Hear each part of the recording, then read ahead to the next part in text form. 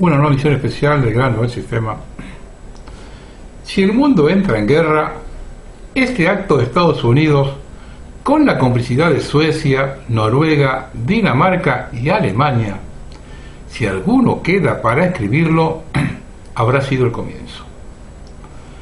El New York Times lo llamó un misterio, pero Estados Unidos ejecutó una operación marítima encubierta que se mantuvo en secreto hasta ahora.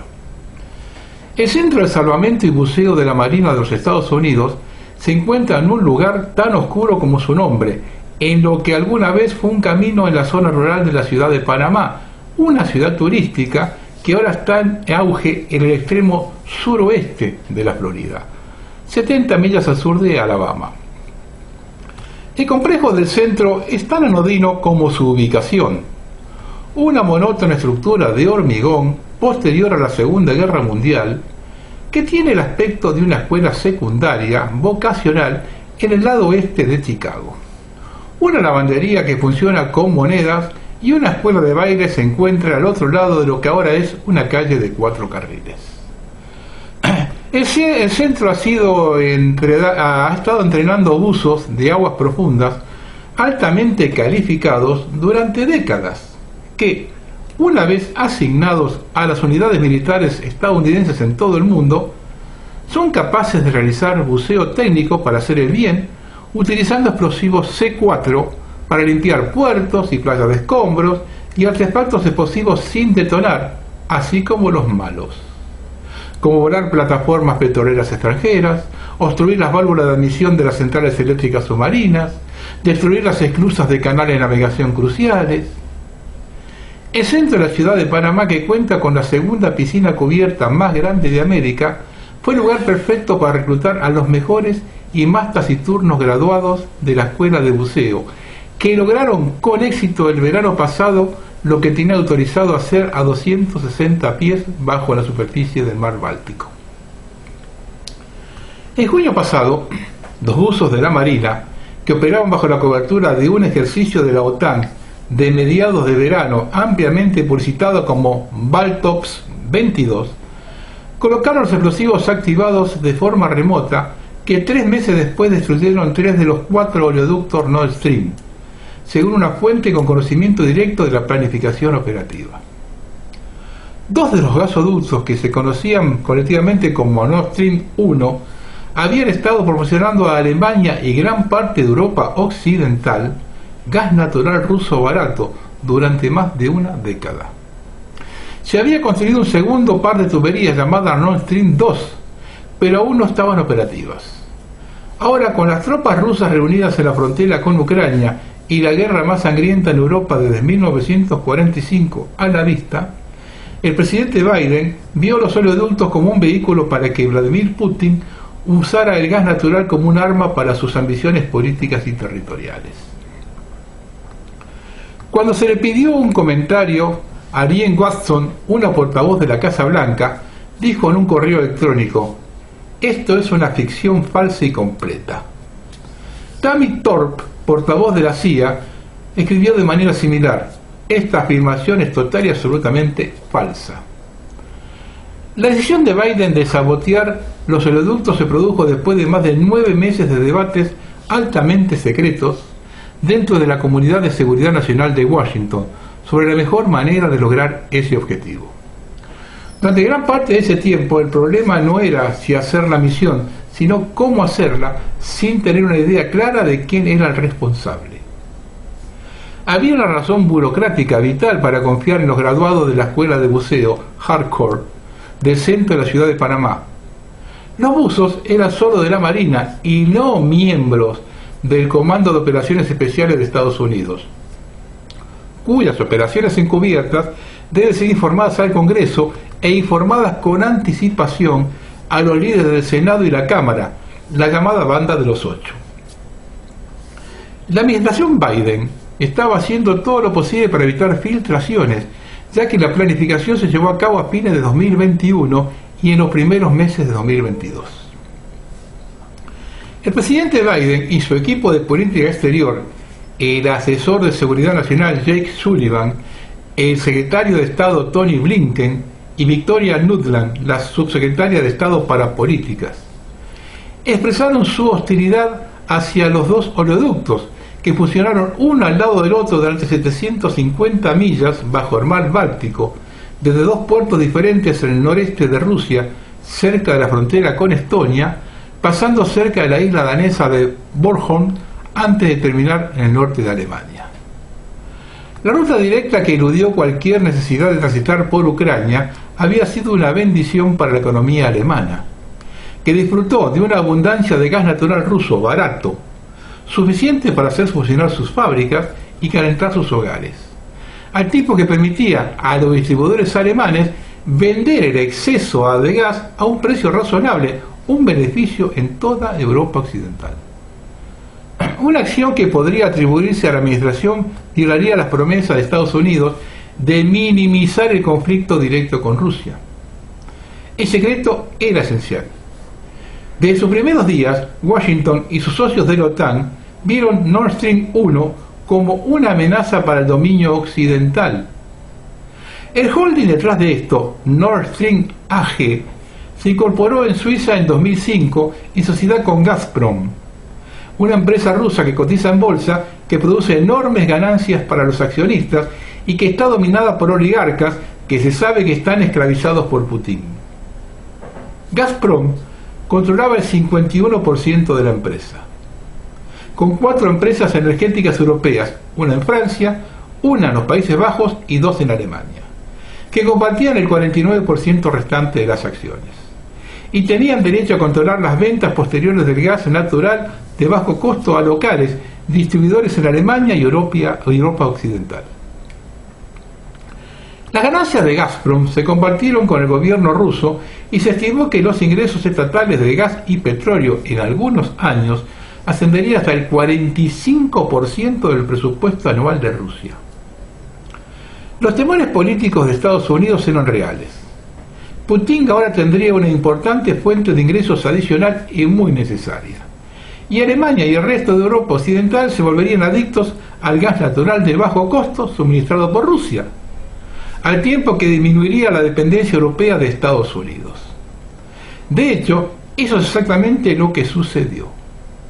Muchos alemanes vieron Nord Stream 1 como parte de la liberación de la famosa teoría Ostpolitik del ex canciller Willy Brandt, que permitía a la Alemania de posguerra rehabilitarse a sí misma y a otras naciones europeas destruidas de la Segunda Guerra Mundial, entre otras iniciativas, utilizando el gas ruso barato para alimentar una próspera economía comercial y de mercado de Europa Occidental. Nord Stream 1 era lo suficientemente peligroso en opinión de la OTAN y Washington, pero Nord Stream 2, cuya construcción se completó en septiembre de 2021, si los reguladores alemanes lo aprueban, duplicaría la cantidad de gas barato que estaría disponible para Alemania y Europa Oriental. El segundo gasoducto también proporcionaría suficiente gas para más del 50% del consumo anual de Alemania. Las tensiones aumentaban constantemente entre Rusia y la OTAN, respaldadas por la política exterior agresiva de la administración Biden. La oposición a Nord Stream 2 estalló en la víspera de la toma de posesión de Biden en enero de 2021, cuando dos republicanos del Senado, encabezados por Ted Cruz de Texas, plantearon repetidamente la amenaza política del gas natural ruso barato durante la audiencia de confirmación de Blinken como secretario de Estado. Para entonces, un Senado unificado había aprobado con éxito una ley que, como dijo Cruz a Blinken, detuvo el oleoducto en seco. Habría una enorme presión política y económica por parte del gobierno alemán, entonces encabezado por Angela Merkel, para poner en funcionamiento el segundo oleoducto. ¿Biden se enfrentaría a los alemanes? Blinken dijo que sí, pero agregó que no había discutido los puntos de vista específicos del presidente entrante. Conozco su fuerte convicción de que esto es una mala idea, el Nord Stream 2, dijo.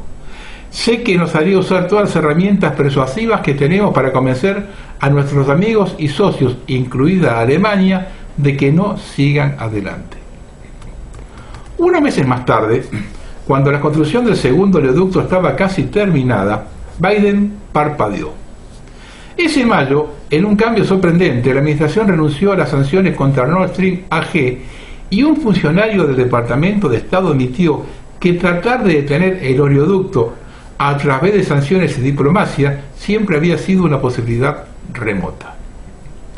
Detrás de la escena, los funcionarios de la administración supuestamente instaron al presidente ucraniano Zelensky para que entonces se enfrentara una amenaza de invasión rusa al no criticar la medida. Hubo consecuencias inmediatas. Los republicanos del Senado, encabezados por Cruz, anunciaron un bloqueo inmediato de todos los candidatos de política exterior de Biden y retrasaron la aprobación del proyecto de ley anual de defensa durante meses, hasta bien entrado el otoño. Más tarde, Político describió el giro de Biden en el segundo oleoducto ruso como la única decisión, posiblemente más que la caótica retirada militar de Afganistán, que ha puesto en peligro la agenda de Biden. La administración se tambaleaba a pesar de obtener un respiro de la crisis a mediados de noviembre, cuando los reguladores de la energía de Alemania suspendieron la aprobación del segundo gasoducto Nord Stream. Los precios del gas natural aumentaron un 8% en cuestión de días, en medio de los crecientes temores de Alemania y Europa de que la suspensión del gasoducto y la creciente posibilidad de una guerra entre Rusia y Ucrania conducirían a un invierno muy frío no deseado. Washington no tenía claro cuál era la posición de Olaf Scholz, el recién nombrado canciller de Alemania. Meses antes, después de la caída de Afganistán, Scholz habría respaldado públicamente el llamado del presidente francés Macron a una política exterior europea más autónoma, en un discurso en Praga, lo que claramente sugería menos confianza en Washington y sus acciones volubles. A lo largo de todo esto, las tropas rusas habían ido acumulando de manera constante y siniestra en las fronteras de Ucrania a finales de diciembre más de 100.000 soldados y estaban en posición de atacar desde Bielorrusia y Crimea. La alarma crecía en Washington, incluida una evaluación de Blinken de que ese número de tropas podría duplicarse en poco tiempo. La atención de la administración se centró una vez más en Nord Stream.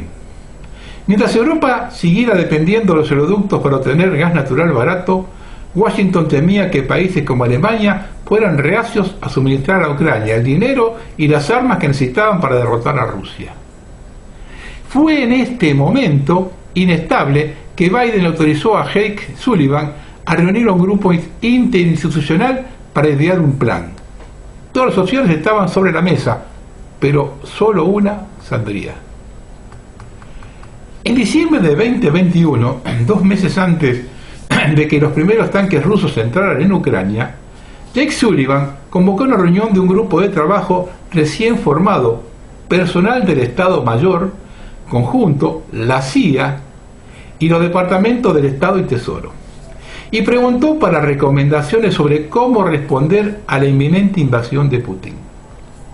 Sería la primera de una serie de reuniones de alto secreto en una sala segura en un piso superior del antiguo edificio de oficinas ejecutivas adyacente a la Casa Blanca, que también fue el hogar de la Junta Asesora de Inteligencia Extranjera del presidente. Hubo una charla habitual de ida y vuelta que finalmente condujo a una pregunta preliminar crucial. ¿La recomendación enviada por el grupo al presidente sería reversible, como otra capa de sanciones y restricciones monetarias, o irreversible, es decir, acciones simétricas que no se puede deshacer? Lo que quedó claro para los participantes, según la fuente con conocimiento directo del proceso, es que Sullivan tenía la intención de que el grupo presentara un plan para la destrucción de los 2 oleoductos de Nord Stream, y que estaba cumpliendo con los deseos del presidente. Durante las próximas reuniones, los participantes debatieron opciones para un ataque. La Marina propuso utilizar un submarino recién comisionado para asaltar el oleoducto directamente. La Fuerza Aérea discutió el lanzamiento de bombas con fusiles retardados que podían activarse de forma remota. La CIA argumentó que cualquier cosa que se hiciera tendría que ser encubierta. Todos los involucrados entendieron lo que estaba en juego. Esto no es una cosa de niños, dijo la fuente. Si el ataque fuera rastreable hacia Estados Unidos, es un acto de guerra. En ese momento, la CIA está dirigida por William Burns, un ex embajador en Rusia, de buenos modales, que se había desempeñado como subsecretario de Estado en la administración Obama. Burns autorizó rápidamente un grupo de trabajo de la agencia, cuyos miembros ad hoc incluían, por casualidad, a alguien que estaba familiarizado con las capacidades de los buzos de aguas profundas de la Armada en la ciudad de Panamá. Durante las próximas semanas, los miembros del grupo de trabajo de la CIA comenzaron a elaborar un plan para una operación encubierta que utilizaría buzos de aguas profundas para provocar una explosión a lo largo del oleoducto. Algo así se había hecho antes. En 1971, la comunidad de inteligencia estadounidense se enteró de fuentes aún no reveladas que dos unidades importantes de la Armada rusa se comunicaban a través de un cable submarino enterrado en el mar de Okhotsk, en la costa del lejano oriente de Rusia. El cable vinculaba un comando regional de la Armada con el cuartel general continental en Vladivostok. Un equipo cuidadosamente seleccionado de agentes de la CIA y la NSA se reunió en algún lugar del área de Washington bajo una cubierta profunda y elaboró un plan. Utilizando buzos de la Armada, submarinos modificados y un vehículo de rescate submarino profundo que tuvo éxito, después de mucho ensayo y error, en la localización del cable ruso.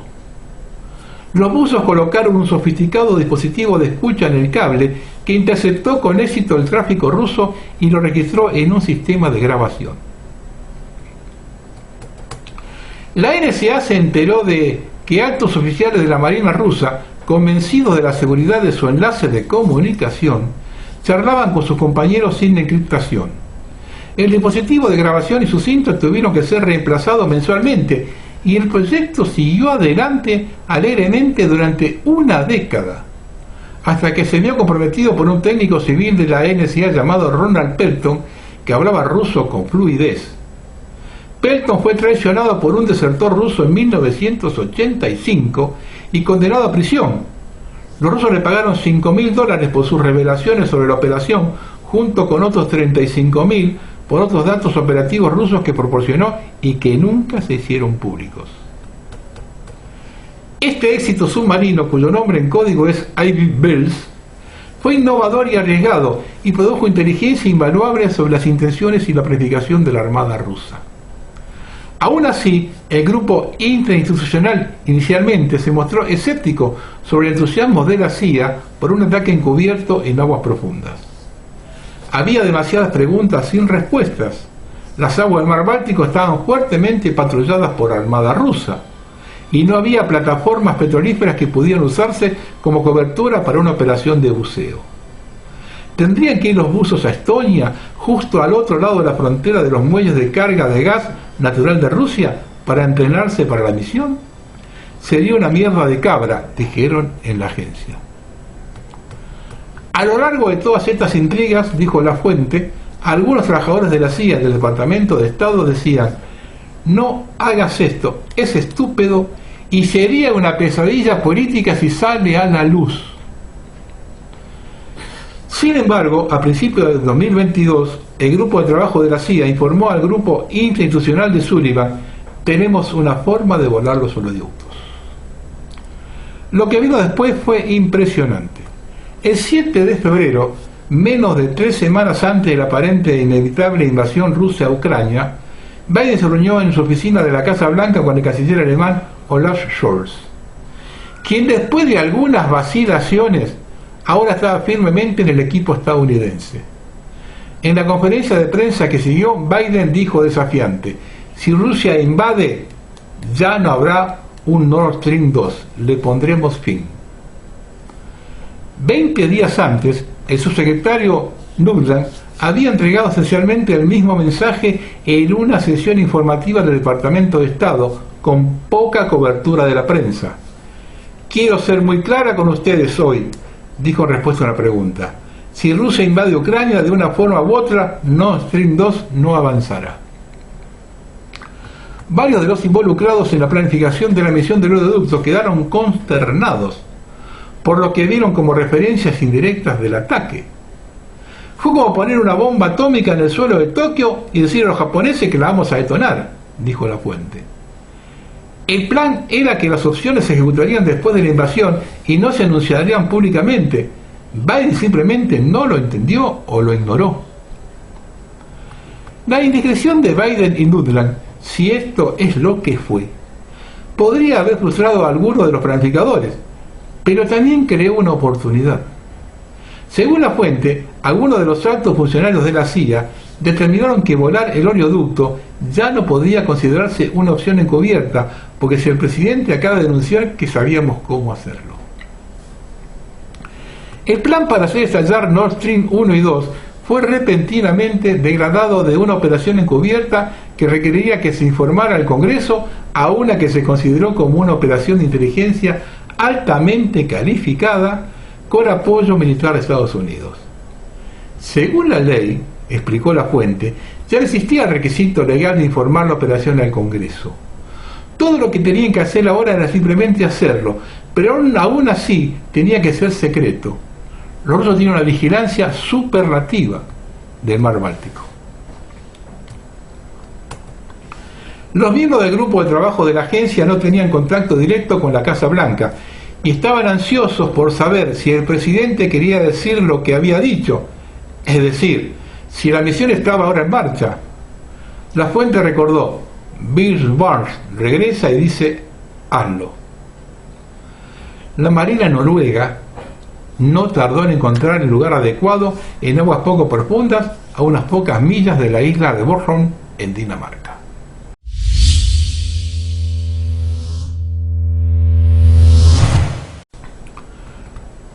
Noruega fue el lugar perfecto para la base de la misión. En los últimos años de la crisis este-oeste, el ejército estadounidense ha ampliado enormemente su presencia dentro de Noruega, cuya frontera occidental se extiende a lo largo de 1.400 millas a lo largo del Océano Atlántico Norte y se fusiona con Rusia sobre el Círculo Polar Ártico. El Pentágono ha creado empleos y contratos bien remunerados en medio de cierta controversia local, al invertir cientos de millones de dólares para mejorar y expandir las instalaciones de la Armada y la Fuerza Aérea estadounidenses en Noruega. Los nuevos trabajos incluían lo que es más importante: un radar avanzado de apertura sintética en el norte que era capaz de penetrar profundamente en Rusia, y se puso en línea justo cuando la comunidad de inteligencia estadounidense perdió el acceso a una serie de sitios de escucha de largo alcance dentro de China. Una base de submarinos estadounidenses recientemente renovada, que había estado en construcción durante años, entró en funcionamiento, y ahora más submarinos estadounidenses permiten trabajar en estrecha colaboración con sus colegas noruegos para monitorear y espiar un importante reducto nuclear ruso a 250 millas al este, en la península de Kola. Estados Unidos también ha ampliado enormemente una base aérea noruega en el norte y entregó a la Fuerza Aérea Noruega una flota de aviones de patrullas P-8 Poseidon, construidos por Boeing para reforzar su espionaje de largo alcance en todo lo relacionado con Rusia.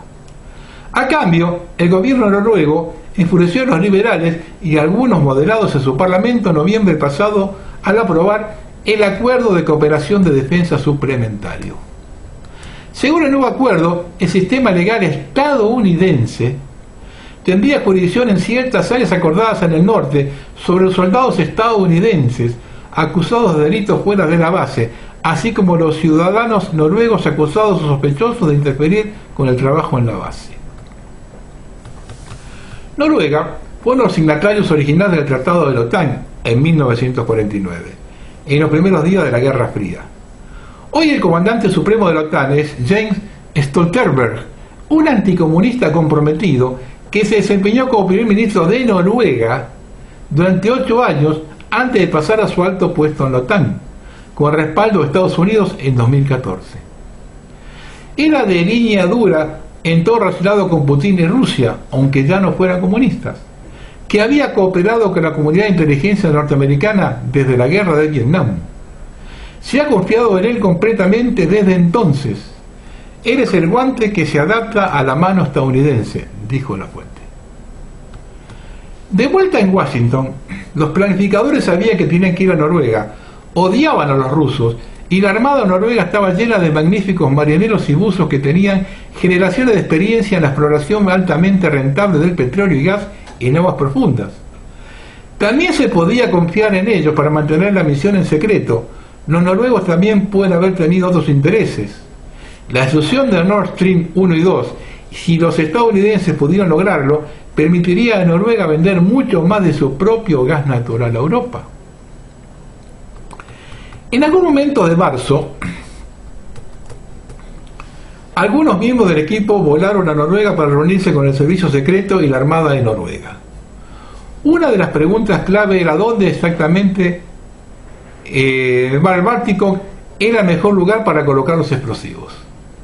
Nord Stream 1 y 2, cada uno con 2 conjuntos de tuberías, estaban separados en gran parte por poco más de 1 milla mientras se dirigían al puerto de Greifswald, en el extremo noroeste de Dinamarca. La Armada noruega no tardó en encontrar el lugar adecuado en las aguas poco profundas del mar Báltico, a unas pocas millas de la isla de Bornholm, en Dinamarca.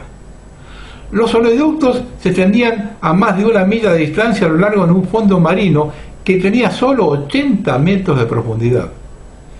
Eso estaría dentro del alcance de los buzos, quienes, operando desde un cazaminas de clase alta noruego, bucearían con una mezcla de oxígeno, nitrógeno y helio saliendo de sus tanques y colocarían la carga de C4 en forma de planta en las 4 tuberías con protección de concreto. Sería un trabajo tedioso, lento y peligroso, pero las aguas de Bornholm tenían otra ventaja. No había grandes corrientes de marea, lo que habría dificultado mucho la tarea de bucear. Después de un poco de investigación, los norteamericanos estaban todos dentro. En ese punto, el oscuro grupo de buceo profundo de la Marina en la ciudad de Panamá entró en juego una vez más. Las escuelas de aguas profundas de la ciudad de Panamá, cuyos alumnos participaron en E.B. Burns, hace años atrás, cuando interfirieron en comunicaciones rusas, son vistas como un remanso no deseado por los graduados de élite de la Academia Naval de Anápolis, quienes generalmente buscan la gloria de ser asignados como SEAL, piloto de combate o submarinista. Si uno debe convertirse en un zapato negro, es decir, en un miembro del mando de la nave de superficie menos deseable, siempre hay menos que beber en un destructor, crucero o barco anfibio. La menos glamorosa de toda la guerra son las de las minas. Sus buzos nunca aparecen en las películas de Hollywood, ni en la portada de revistas populares.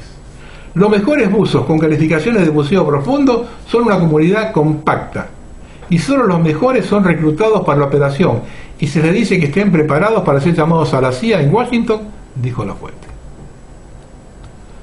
Los noruegos y los norteamericanos tenían una ubicación y 2 operativos, pero había otra preocupación. Cualquier actividad submarina inusual en las aguas de Bornholm podía llamar la atención de las armadas sueca o danesa, que podrían informarla. Dinamarca también había sido uno de los signatarios originales de la OTAN, y era conocida en la comunidad de inteligencia por sus vínculos especiales con el Reino Unido. Suecia había solicitado ser miembro de la OTAN y había demostrado en su gran habilidad en el manejo de su sistema de sensores magnéticos y de sonidos submarinos que rastreaban con éxito a los submarinos rusos que ocasionalmente aparecían en aguas remotas del archipiélago sueco y se veían obligados a salir a la superficie. Los noruegos se reunieron a los estadounidenses para insistir en que algunos altos funcionarios de Dinamarca y Suecia debían ser informados en términos generales sobre la posible actividad de buceo en la zona. De esa forma, alguien superior podría intervenir y mantener un informe fuera de la cadena de mando, aislando así la operación del oleoducto. Lo que les dijeron y lo que sabían era diferente a propósito, me dijo la fuente. La embajada noruega, a la que se le pidió que comentara sobre esta historia, no respondió. Los noruegos fueron clave para resolver otros obstáculos. Se sabía que la armada rusa poseía tecnología de vigilancia capaz de detectar y activar minas submarinas. Los artefactos explosivos norteamericanos debían camuflarse de manera que parecieran ante el sistema ruso como parte del fondo natural. algo que requería adaptarse a la salinidad específica del agua. Los noruegos tenían una solución. Los noruegos también tenían una solución a la cuestión crucial que cuando debería llevarse a cabo la operación. Cada junio, durante los últimos 21 años, la sexta flota estadounidense, cuyo buque insignia tiene su sede en Gaeta, Italia, al sur de Roma, ha patrocinado un importante ejercicio de la OTAN en el mar Báltico, con el que participaron decenas de barcos aliados de toda la región. El ejercicio actual, realizado en junio, se conocería como Baltic Operation 22 o Baltops 22. Los noruegos propusieron que esta sería la cubierta ideal para plantar las minas. Los estadounidenses proporcionaron un elemento vital. Convencieron a los planificadores de la sexta flota para que agregaran un ejercicio de investigación y desarrollo al programa. El ejercicio, como lo hizo público la Marina, involucró a la sexta flota en colaboración con los Centros de Investigación y Guerra de la Marina. El evento en el mar se llevaría a cabo frente a la costa de la isla de Bornholm e involucraría equipos de buzo de la OTAN que plantarían minas con equipos competidores que utilizarían la última tecnología submarina para encontrarlas y destruirlas. Era a la vez un ejercicio útil y una tapadera ingeniosa. Los muchachos de la ciudad de Panamá harían lo suyo y los explosivos C4 tenían lugar al final del Baltops 22 con un temporizador de 48 horas adjunto. Todos los estadounidenses y noruegos se habrían ido mucho tiempo antes de la primera explosión. Los días estaban contando. El tiempo corría y nos acercábamos a la misión cumplida, dijo la fuente, y entonces Washington tuvo dudas. Las bombas aún se colocarían durante Baltops, pero a la Casa Blanca le preocupaba que la ventana de 2 días para su detonación estuviera demasiado cerca del final del ejercicio, y sería obvio que Estados Unidos habría estado involucrado. En cambio, la Casa Blanca tenía una nueva solicitud. ¿Pueden los muchachos en el campo encontrar alguna forma de volar las tuberías más tarde cuando se les ordene? Algunos miembros de planificación estaban enojados y frustrados por la aparente indecisión del presidente. Los buzos de la ciudad de Panamá habían practicado repetidamente la colocación de C4 en tuberías, como lo harían en el Baltops. Pero ahora el equipo de Noruega tenía que idear una manera para darle a Biden lo que quería, la capacidad de emitir una orden de ejecución exitosa a su elección. Encargarse de un cambio arbitrario de última hora era algo que él estaba acostumbrado a manejar, pero también renovó las preocupaciones de algunos que algunos compartían sobre la necesidad y la legalidad de toda la operación. Las órdenes secretas del presidente también evocaron el dilema de la CIA en los días de la guerra de Vietnam, cuando el presidente Johnson, confrontado por un creciente sentimiento contra la guerra de Vietnam, ordenó a la agencia que violara sus estatutos que específicamente le prohibían operar dentro de Estados Unidos, espiando a los líderes contra la guerra, para determinar si estaban siendo controlados por la Rusia comunista. Esto no se sabía, La agencia finalmente accedió y a lo largo de la década del 70 quedó claro hasta dónde había estado dispuesta a llegar. Hubo revelaciones posteriores en los periódicos después de los escándalos de Watergate sobre espionaje de la agencia de ciudadanos estadounidenses, su participación en el asesinato de líderes extranjeros y su socavación del gobierno socialista de Salvador Allende. Estas revelaciones llevaron a una serie dramática de audiencias a mediados de la década del 70 en el Senado, dirigida por Frank Schurz de Idaho, que dejó en claro que Richard Helms, el director de la agencia en ese momento, aceptó que tenía la obligación de hacer lo que el presidente quería, e incluso si eso significaba violar la ley. En un testimonio inédito a puerta cerrada, Helms explicó con pesar que casi tienes una inmaculada concepción cuando haces algo bajo órdenes secretas de un presidente. Ya sea que esté bien que lo tengas, o que esté mal que lo tengas. La CIA trabaja bajo diferentes reglas y reglas básicas que cualquier otra parte del gobierno. Básicamente le estaba diciendo a los senadores que él, como jefe de la CIA, entendía que había estado trabajando para la corona y no para la Constitución. Los estadounidenses que trabajaban en Noruega operaron bajo la misma dinámica y diligentemente comenzaron a trabajar en el nuevo problema: cómo detonar de forma remota los explosivos C4 por orden de Biden. Era una tarea mucho más exigente de lo que entendían los de Washington. No había forma que el equipo de Noruega supiera cuándo el presidente podría presionar el botón. Sería en unas pocas semanas, en muchos meses, o en medio año o más. El C4 conectado a las tuberías sería activado por una boya de sonar lanzada por un avión con poca antelación, pero el procedimiento involucró la tecnología de procesamiento de señales más avanzadas.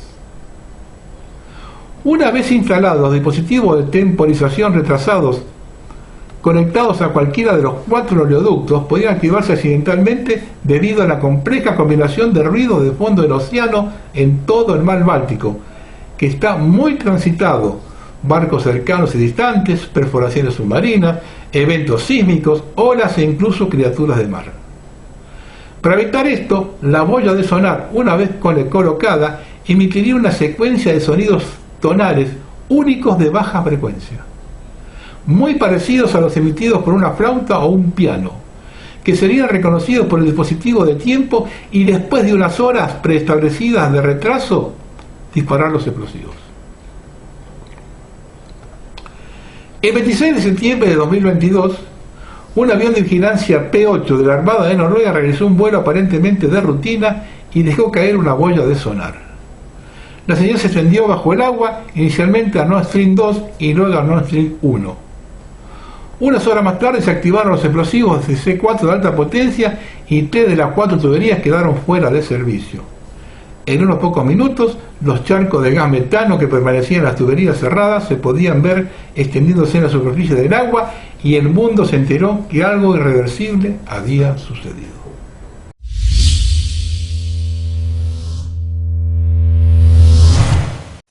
Inmediatamente después del bombardeo del oleoducto, los medios estadounidenses lo trataron como un misterio sin resolver. Rusia fue repetidamente citada como probable culpable, impulsada por filtraciones calculadas de la Casa Blanca, pero sin nunca establecer un motivo claro para tal acto de autosabotaje, más allá de la simple retribución. Una noche más tarde, cuando se supo que las autoridades rusas habían estado teniendo discretamente estimaciones del costo de reparación de los oleoductos, el New York Times describió la noticia como teorías complicadas sobre quién estaba detrás del ataque. Ningún periódico estadounidense importante profundizó en las amenazas anteriores de los oleoductos hechas por Biden y su secretario de Estado Nuland. Si bien nunca estuvo claro por qué Rusia buscaría destruir su propio oleoducto lucrativo, una justificación más reveladora para la acción del presidente provino del secretario de Estado Blinken. Cuando se le preguntó en una conferencia de prensa en septiembre pasado sobre las consecuencias del empeoramiento de la crisis energética en Europa Occidental, Blinken describió el momento como potencialmente bueno. Es una gran oportunidad para eliminar de una vez por todas la dependencia de energía rusa y así quitarle a Vladimir Putin el uso de armas como medio para avanzar de sus diseños imperiales. Esto es muy importante y ofrece una gran oportunidad estratégica para los años venideros, pero mientras tanto estamos decididos a hacer todo lo posible para asegurarnos de que las consecuencias de todo esto no recaen sobre los ciudadanos de otros países y, para este caso, alrededor del mundo.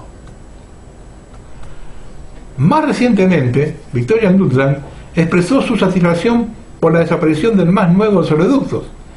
Al testificar en una audiencia del Comité de Relaciones Exteriores del Senado a fines de enero, le dijo al senador Ted Cruz: al igual que usted, estoy y creo que la administración está muy satisfecha de saber que Nord Stream 2 es ahora, como le gusta decir, un trozo de metal en el fondo del mar. La fuente tiene una visión mucho más callejera de las decisiones de Biden de sabotear más de 1.500 millas del oleoducto Gasón a medida que se acercaba el invierno. Bueno, dijo, hablando del presidente, debo admitir que el tipo tiene un par de cojones, dijo que lo iba a hacer y lo hizo. Cuando se le preguntó por qué pensaba que los rusos no respondieron, dijo cínicamente: tal vez quieren la capacidad de hacer las mismas cosas que hizo Estados Unidos. Fue una hermosa historia de portada. Detrás había una operación encubierta que colocó expertos en el campo y equipos que operaban como una señal encubierta. El único defecto fue la decisión de hacerlo. Este hecho, si tiene la discusión que tiene que tener, es gravísimo porque hay 4 países europeos involucrados en un problema que está teniendo hoy toda Europa. Buenas noches.